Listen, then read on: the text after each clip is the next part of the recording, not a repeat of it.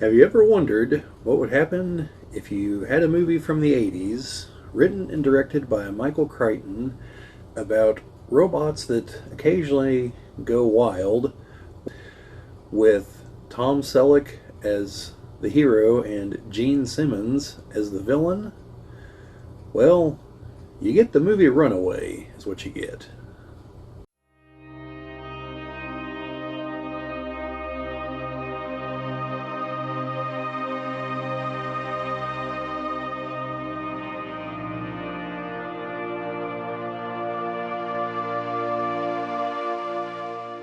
This is the Geek Cabal channel. My name is Bobbie, and today we're going to be talking about the movie Runaway from the 1980s. So, as mentioned in the opening, this movie is written and directed by Michael Crichton and is about robots going crazy. So, to cover a few things before I get into my usual spiel here, one thing that makes this movie kind of stand out is that there wasn't really a major attempt to make it look futuristic. All of the robots that we see in the movie, I think, could have, well, not all of the robots, most of the robots could have actually existed in the 80s. They look like some robots I've seen in other movies from the 80s. Now, there's a few that, they're a little over specialized, and some of the things the robots do might not have been possible for robots from the 80s. But, like, in terms of structure and everything, they're not made to look sleek and super advanced. I mean, they're industrial, and it's an interesting take. Yet at the same time, the movie incorporates things like, attack drones of various kinds,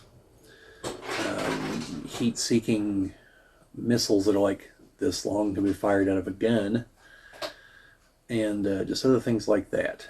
So it presents itself as a, hey, this is in the future, but like not very far in the future, because nothing in the movie looks futuristic.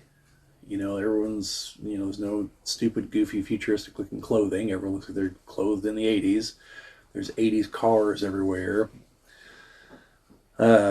No attempt to make the buildings or anything else look futuristic. They do have offensive lasers, which were not a thing in the 80s, especially not a handheld version. But yeah, it's an interesting take on things, because clearly it's meant to be the future, because the world that we're presented with is clearly one where people are used to robots doing things. There's things set up specifically for robots, and everyone just kind of, like, the way everyone talks about things, like, oh, well, do you have a series such and such thing? It's, oh, no, it's a series 12. That's better than series 9. And no, I heard the 9 is this and 12. Like, people, just, it's common knowledge what the various types of some of these robots are capable of. So it's a society presented where they're definitely used to these robots being there and integrated into things. They mentioned there's a construction site we see that's the robots doing some parts, humans doing others, and the person there, the foreman, I assume she was the foreman, mentioned another property across town where there's no people at all. It's just machines running night and day building the building. And so, you have this. And then the police have a special division that just deals with these things. Runaway, that's what it's called. Hence the name of the movie. So that's where we meet our primary character, Tom Selleck. And their job is to go in and disable or destroy machines that have gone haywire. And it seems like the inference, the implication is that this just happens sometimes. You upgrade something, and, well, some part of the programming doesn't jive with some other part or something. and it's usually not like the machines. There's no concept of AI or self-awareness or anything at all like that. Then, but we eventually are introduced to a rogue element that is intentionally reprogramming the machines. Whereas most of what they deal with in the movie is just, thing just went crazy, cross wires or whatever. So, just an observation I wanted to make here towards the beginning, because I thought it was it's one of the more interesting aspects of the movie to me, where it's supposed to be the future, but it's not very futuristic. So, who's in this thing? Well, as I mentioned, Tom Selleck, who, look at the IMDb, no one has a second name. He's just Ramsey. Not Ramsey Thompson, not Ramsey Johnson Smith, just Ramsey. So he's the primary hero, the police officer. For those of you who don't know who Tom Selleck is, he's primarily known from the TV show Magnum P.I., where he played a private detective in Hawaii. He's been in several other things. He's currently in some cop show set in Chicago. I don't know the name of it offhand, though. Then we have Cynthia Rhodes, who's apparently there's no way that was her name. It's going to be Thompson. I think I miswrote her name. She is the new hire who's come to be his new partner. And she is primarily known for Dirty Dancing and Flashdance, it appears.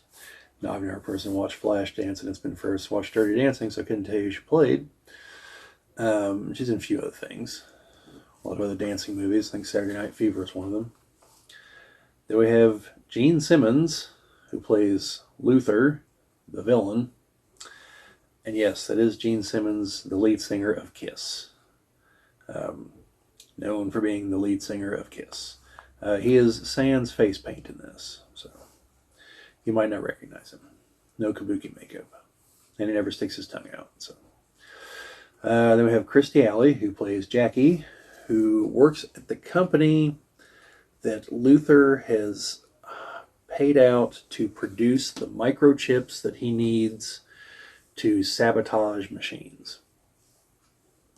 And Kirstie Alley, probably best known for Cheers, I believe, but she also is in Star Trek II: The Wrath of Khan as Savick, I believe was her name. Different actors played her in Star Trek 3, but she's in Star Trek II: The Wrath of Khan. And then we also have Stan Shaw, who plays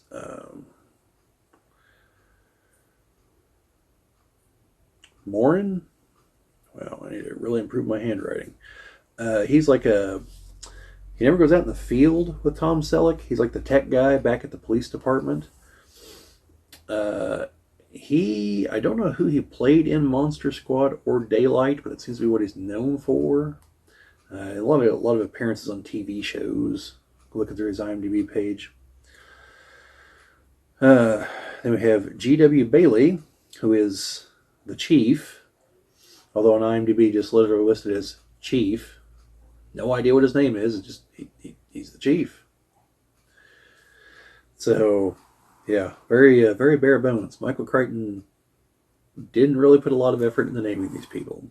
May as well name them like hero, protagonist, and villain antagonist or something. But G.W. Bailey, the main thing I've ever seen him in, and I think the thing most people recognize him from, is he plays Lieutenant Harris in the Police Academy movies. The thorn in Mahoney's side. The, by the rules, wants to get all these people out of the police academy, thinks Lassard is an idiot and that he should be commandant, that guy. So yeah, then as I mentioned, it's written and directed by Michael Crichton, who you may recognize from a little movie called Jurassic Park, or perhaps The Andromeda Strain, or Westworld, or any number of other books and movies. Very, very prolific writer, creator. Uh, Obviously, sci-fi bent for most of it, as far as I'm aware. But yeah. So anyway, the movie focuses on Tom Selleck's character, like I mentioned, as a police officer, and there's an incident early on in the movie where a robot stabs two people to death. They make it out of the house before they bleed out, and he goes in. Well, first they send a drone in, and the robot shoots the drone. So then they realize the robot now has a gun, and so Tom Selleck has to go in there because there's a baby in there. They don't know when the robot's going to decide to shoot the baby. So he goes in, deals with it. Oh, and the news people are like, "Oh, let's send a camera guy in after him." Yeah, the camera guy gets shot and killed.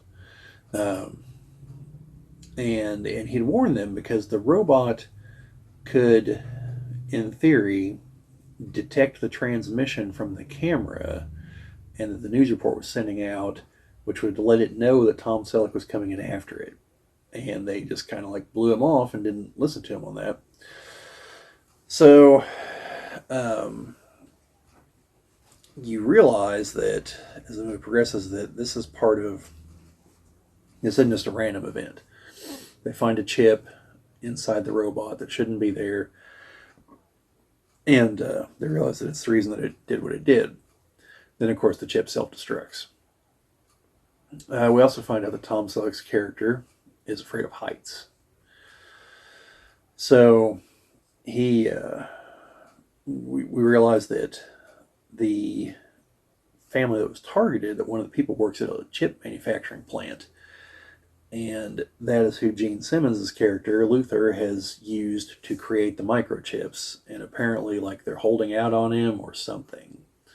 So he escalated and illustrated the fact that he's a complete, total psychopath. So they get that guy back in custody because he's in hiding. But whenever they show up out in the street, Gene Simmons is waiting for him, and that's where you find out that he has a gun that can fire special bullets that can lock onto a person's heat signature. And it's like basically it's like a fingerprint or a retinal scan. It's unique. So the bullet is like a miniature missile and will twist and turn until it, hits the person, or something between you and the person and the bullet. So and the police, they've got to figure out what's tracing. They figure out, its heat signature. And then the other guy involved gets killed. Then Kirstie Alley's character enters the equation, where there's a security robot's like got her hostage. And so Tom Selleck and Gene Simmons cross paths in a potential sting operation. And Gene Simmons illustrates again that he's a psychopath, just kills several people like it's nothing. Then Tom Selleck, for some reason, and I might have missed this when I was watching the movie, but actually like consults a medium who like takes a reading from the bullet and figures out the guy's name and is like, well, you're going to meet him. You're going to find him because he's also looking for you. And, it's kind of, in all this, we find out that he's got a son, and his wife passed away in a car accident, and he's got a robot that helps raise the kid, and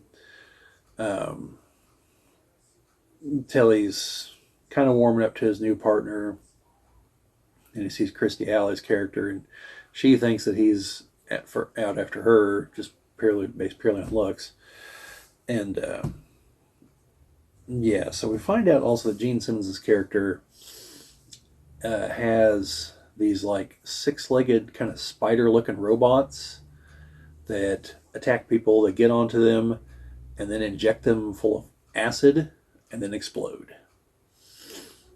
So you get to see those in action a few times throughout the movie. You get to see the bullets go a few more times, and there's a chase scene on a roadway where they're moving Kirstie Alley's character, and they're trying to figure out if they're still being followed. and the police cars are equipped so they can tell if an electronic signature is locking onto them. And so there are people, a couple of people in cars that are sending attack drones after them, and they're probably about this big, give or take, but they're just like a box. They've got a slot in the bottom of the car that they open up, turn the thing on, and drop it on the road, and it takes off and zips through the cars trying to get to the one it's tracking. They're pretty effective, and eventually they realize what they're tracking and throw it out the window, and all the bots go to it, and then the tracking stops. Uh, then assorted other things happen, and ultimately Gene Simmons kidnaps Tom Selleck's son and brings him to a high-rise building because he knows that he's afraid of heights, and takes him pretty high up there in the building. And Tom Selleck shows up, and there's a bunch of little spider bots, and the guy's like, "Oh no, go on in, they're not going to hurt you." So he goes up and puts his son in the elevator. He goes down. He gets about halfway down. And then Gene Simmons is like, "Yeah, so those bots are going to kill the first person that walks off the elevator." Like, that's what they're programmed to do. It's like, you can check in, but you can't check out. So Tom Selleck has to try to save the day here and turn the tables on Gene Simmons. And ultimately, there's some poetic justice whenever Gene Simmons ends up being the first one out of the elevator, and the bots swarm him and pump him full of acid and blow up all over him. Tom Selleck, though, has to fight off several of the robots in the elevator and gets like sprayed in the face with acid and stuff. And he definitely gets some burns and some injuries. Uh, but yeah, and at the end, it's obvious that he's gonna hook up with his partner and saved his son. Um, but yeah, overall, like I said, for me, it's the interesting, like, what if you were to show a futuristic movie but not make it overly futuristic? Just that concept, but the world itself feels like those robots have existed for years and years. The setting conveys that this is a world used to these robots. So it's either a world that diverged decades ago, or is meant to be decades in the future, where everyone still drives cars from the 80s. And again, I don't think it ever says what city it's supposed to be in, and I had to wait till the credits to find out it was actually filmed in, I think, Vancouver. But as near as I can tell, it's supposed to be the States, because I even paused it at one point to check out a license plate on a car, and it didn't have anything that I recognized on it. And I don't remember off the top of my head what it said on it, but I was like, I bet that's Canadian. And sure enough, it was. So, yeah. Overall, it was a decent movie. Probably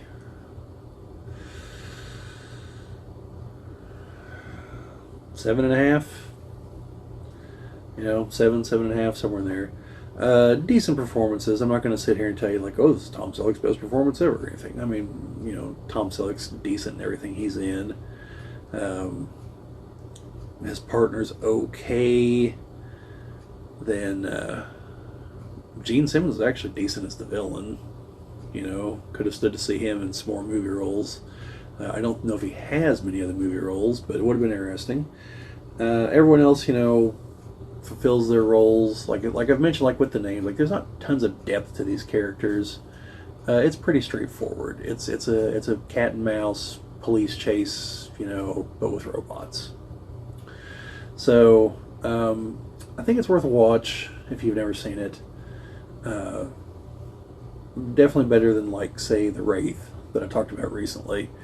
I'm not going to sit here and tell you, well, if you just want to kill it 2 hours, like, no, I think it's worth watching, just to see, like, what the 80s thought robots in the future would be, but also realizing that those are like just robots from the 80s. So as a cultural relic, like, I don't think it had some huge impact on the culture or anything like that. There's not some moving score that you're gonna remember forever. Like, the music's fitting, and like I said, the acting's decent, but it's definitely more just the world and the other things in it that's what I find interesting about the movie anyway. So anyway, enough about the movie. I want to know if you've seen our other videos. Um, what did you think of the intro to this one? I attempted to go less just, hey, we're going to talk about Runaway, and try to put a little more flair to it. And I just want to know what you guys thought about that. So let me know down in the comments if you prefer that or the more straightforward way I've been doing it for 2.5 years now. But yeah, so let me know down in the comments. And let me know, if you've seen the movie, you plan on watching the movie, you're a Tom Selleck fan. You know the name of that show that he's in? Blue Bloods. Never mind, I know what it is. Did you see him in Las Vegas? Not the town, the movie, the show that takes place in the town. He was in the final season, I think. Where he plays the guy who bought the Montecito after. Is it Laura Flynn Boyle's character? Blew away off a rooftop, I believe. Yeah. I believe there was an interim buyer. I think it was Casey something. Anyway, the show used to be on TNT, so I watched most of it over the course of a few months.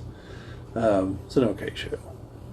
But anyway, did you love him in Magnum PI? Maybe Quigley Down Under, where we got to see Alan Rickman fulfill the promise of being a cowboy as mentioned in Die Hard. Only he was, an evil cowboy. And it turns out that Tom Selleck's character, despite being excellent with the Quigley rifle, never said he was bad with the handgun. And that was Alan Rickman's undoing. Spoiler alert. That movie seemed to mainly be made to sell Quigley rifles. But it was okay. It's a Western, but it's set in Australia. A little bit different. And, I don't know. Maybe, do you think he would have made a good Indiana Jones? Because he was in the running. But yeah, let me know any of those things down in the comments. Or if you want to see Gene Simmons in other roles. Whatever. But other than that, like, share, subscribe, all that fun stuff. Sharing and commenting, the things that help us grow the channel. We always appreciate it.